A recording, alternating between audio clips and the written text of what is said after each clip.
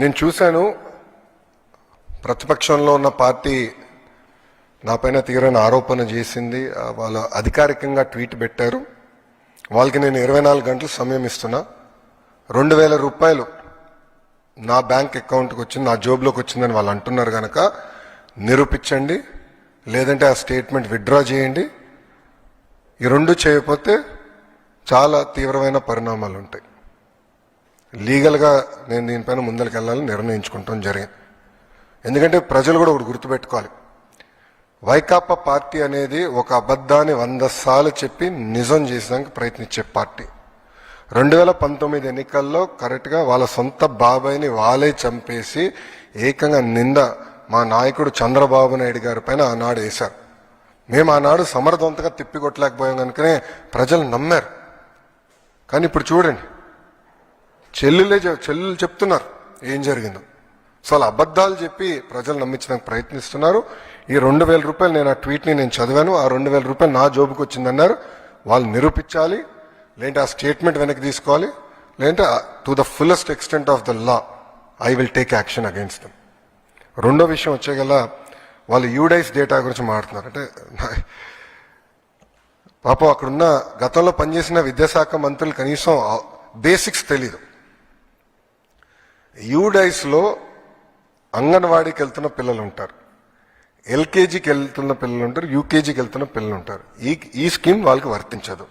Number 1. Number 2, గత ప్రభుత్వం GER gross enrolment ratio చూపించేదానికి 18 సంవత్సరాల కన్నా ఎక్కువ వయసు ఉన్న వాళ్ళని తీసుకొచ్చి ఏకంగా ప్రభుత్వ పాఠశాలల్లో చదువుతున్నారని వాళ్ళని ఎన్రోల్ చేస్తాం జరిగింది. పక్క రాష్ట్రాల్లో చదువుతున్న పిల్లల్ని తీసుకొచ్చి ఆంధ్ర రాష్ట్రంలో చదువుతున్నారని చూపిస్తాం జరిగింది. విత్ ప్రూఫ్ నా దగ్గర ఉన్నాయన్నీ.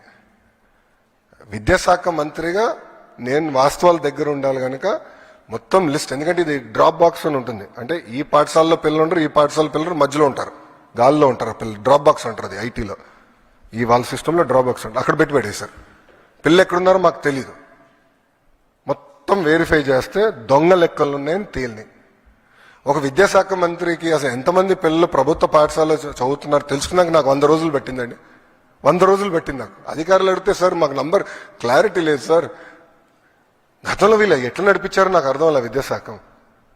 అంటే ఏదో లెక్కలు ఉన్నాయి, ఏదో నంబర్లు ఉన్నాయని చెప్పి చేస్తాం కాదు. రెండోది, నిజంగానే వాళ్ళంత భావించుంటే వాళ్ళు ఎందుకు ఇవ్వలేదండి? అమ్మ ఒడి ఎందుకు ఇవ్వలేదు వాళ్ళు? ఈరోజు మేము ఇస్తున్నాం. అర్హులు ఎంతమంది ఉన్నారో వాళ్ళు ఇచ్చేదాకా మేము సిద్ధంగా ఉన్నాం. మొత్తం లిస్ట్ GSWS ముందర పెడతాను, బయట పెడతాను. లేదంటే ఎవరన్నా రాలేదనుకుంటే మన మిత్రకెళ్ళి ఎందుకు రాలేదో తెలుసుకోవచ్చు, కరెక్ట్ చేసిన మార్గం కూడా ఇస్తున్నాం. సో అర్హులు ఎంతమంది ఉన్నా ఇచ్చేదానికి కూటమి ప్రభుత్వం సిద్ధంగా ఉంది.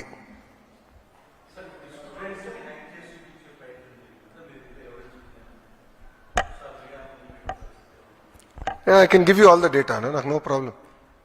మొత్తం డేటా నేను మీకు ఇవ్వగలుగుతాను. ఎందుకంటే గతంలో విద్యాశాఖ మంత్రిగా పనిచేసిన వాళ్ళకి డిక్షనరీలో ఏముందో కూడా తెలియదు. ఎందుకంటే కౌన్సిల్లో ఒక వ్యక్తి లేసి ఒక పదం వాడితే నేను అబ్జెక్ట్ చేశా, తీవ్రంగా అబ్జెక్ట్ చేసి వాళ్ళ డిక్షనరీలో దేవుడు అంటే ఏముంది, కూటమి ప్రభుత్వం డిక్షనరీలో దేవుడు అంటే ఏముందో చదివి చెప్తే గతంలో విద్యాశాఖ మంత్రిగా పనిచేసిన వ్యక్తి కనీసం అది కూడా తెలియదు. అంటే డెప్త్కి వెళ్ళలేదండి. ఈరోజు మేము అందరం అహర్నిశలు కష్టపడి డెప్త్కి వెళ్తున్నాం. ఎందుకంటే పిల్లలది ఫార్మేటివ్ ఏజ్, సరైన దారిలో పెట్టాల్సిన బాధ్యత మా పైన ఉంది.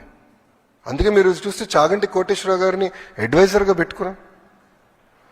ఆయన ఏ కంటెంట్ అయితే తయారు చేశారో విలువల పైన అది మేము పిల్లలకి ప్రింట్ చేసి ఇస్తున్నాం. ఇట్లా చాలా సీరియస్గా మేము తీసుకుంటున్నాం. ఒక ఛాలెంజ్గా తీసుకుని పనిచేస్తున్నాం. అది కూటమి ప్రభుత్వానికి ఉన్న చిత్తశుద్ధి.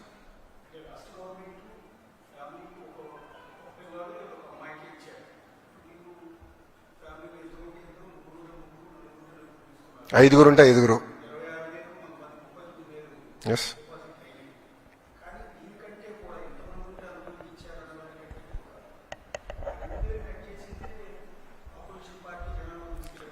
మళ్ళీ వాళ్ళు ఎందుకు ఇవ్వలేదండి? వాళ్ళు ఏదైతే పెట్టారో వాళ్ళు పెట్టిన కండిషన్సే మేము పెట్టాం. మేము కొత్త కండిషన్స్ ఏం తీసుకురాలేదు.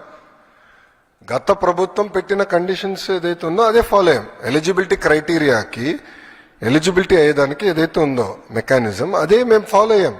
సో మమ్మల్ని ప్రశ్నించే హక్కు వాళ్ళకి ఎక్కడుందంట? వాళ్ళు చేయండి మమ్మల్ని ఎట్లా ప్రశ్నిస్తారు? ఇప్పుడు కాంటే వీడియో ఇస్తాను నేను, వాళ్ళ పార్టీకి చెందిన నాయకులు ఎంతమంది పిల్లలు ఉంటే అంతమంది పిల్లలకి ఇస్తానని చెప్పి వాళ్ళు ఇవ్వకుండా మమ్మల్ని ప్రశ్నించే హక్కు వాళ్ళకి ఎక్కడి నుంచి వచ్చిందండి?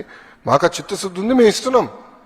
2 ఉంటే 26,000 ఇస్తున్నాం, 3 ఉంటే 39,000 ఇస్తున్నాం. అది కూటమి ప్రభుత్వానికి ఉన్న చిత్తశుద్ధి.